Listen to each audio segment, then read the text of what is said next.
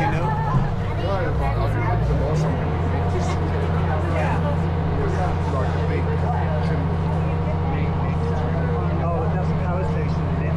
Further down the 75. It's like, yeah, that's about 50, 60 miles down the 75. Then you come into a power station, like an inlet like this. But I think this time of year they start moving away because water starts to get warm. Alright, so those are the sponges that we go after, which will bring us to our diver. We'll tell you about the suit that he's right there. Now, we use this type of diving suit for commercial sponging from the 1860s up into the 1960s. We don't use this anymore today. I'll explain more about that in a moment.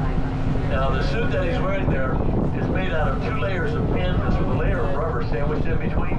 The cuffs on the suit are airtight as well as watertight. They will sometimes get off the circulation of the diver's hands, so we've got to keep an eye on that.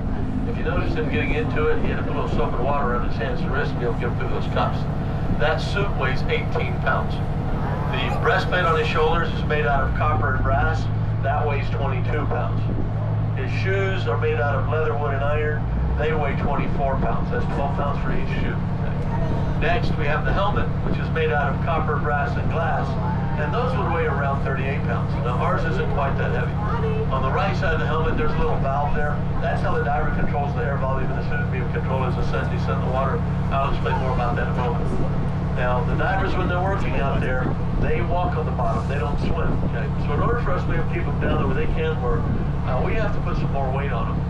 Well, what we do is before we put that helmet on, we're going to slip those 2 lead weights over our shoulders that would weigh about another 70 pounds. That's a total of 172 pounds, not including the diver's own weight. So if anybody wants to get some exercise, there's a really good way to do it right there. We're going to do the demonstration about 15 feet deep or so, maybe 20 feet. How long will he stay down there? Maybe about 5 minutes or so. He's just going to walk out, show you how he works, get straight back.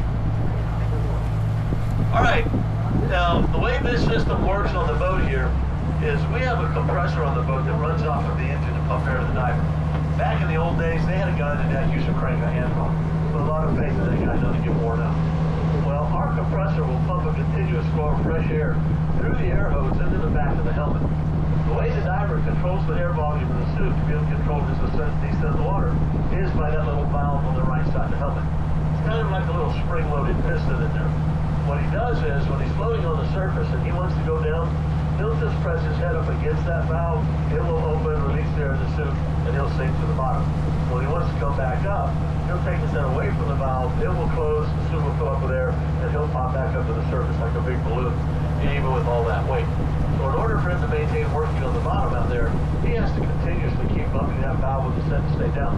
If he forgets to do that, well, he'll